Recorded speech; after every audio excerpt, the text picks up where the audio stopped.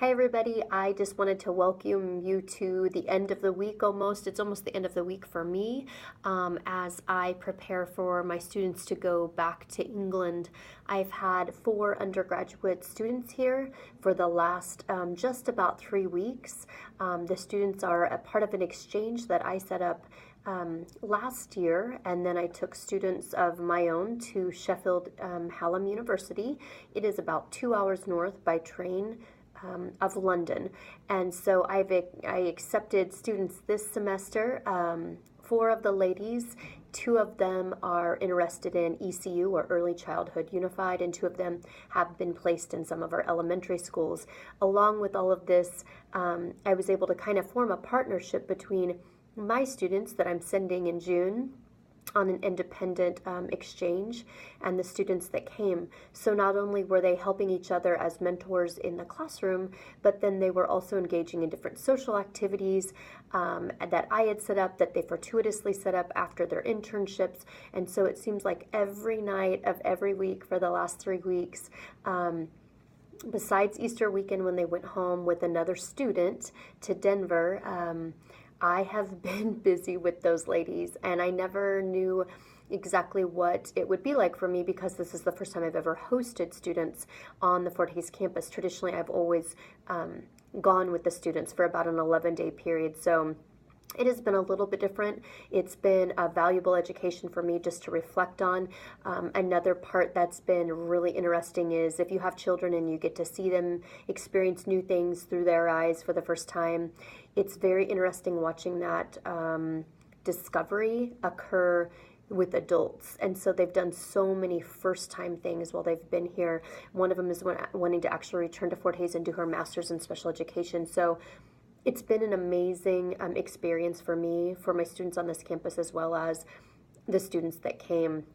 Regretfully, it also has taken some time away from my classes, and it has reduced the amount of time that I get to interact with you. So I wanted to make you a quick video to tell you, first of all, I haven't forgotten about you, but second of all, I wanted to make a quick video and kind of reflect on some of the stuff that you're starting submitting, and I'm seeing it rolling in. One of the things I'm seeing you submit on is this idea of grant work or finding external resources as far as funding. So I want to encourage you to completely reach out to this idea of grants and outside funding. And I know when a lot of you think grants, you think, well, I'm going to get a McDonald's teacher grant. It's going to be $300. And I think those are great ways to start. But you also need to realize there's so many other resources out there.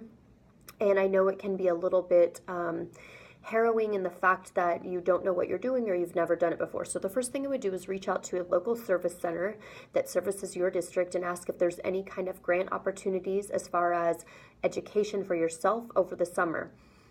Sometimes it's just a workshop that's a half a day in the summer that you go to and you learn more about grant writing and grant opportunities.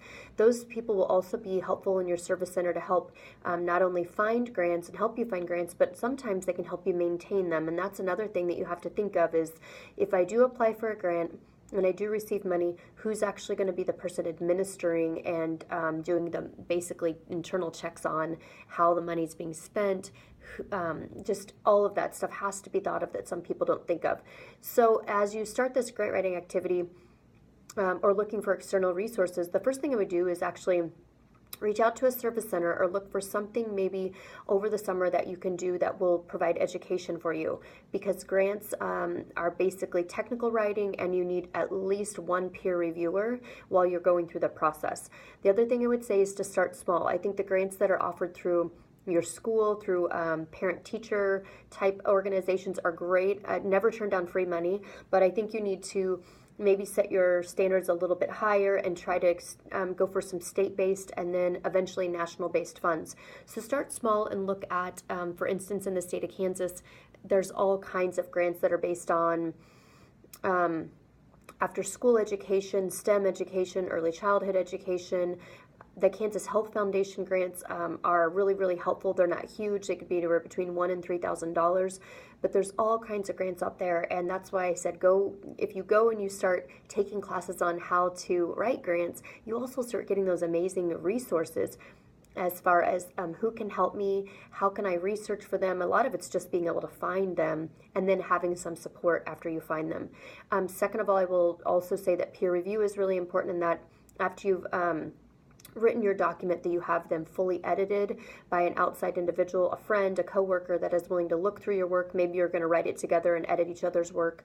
And then lastly, once you've been able to acquire a couple smaller grants, state level grants, regional grants, consider looking at some national grants. By then you will have had a track record of receiving grants, but also you'll understand how they work and how to write them.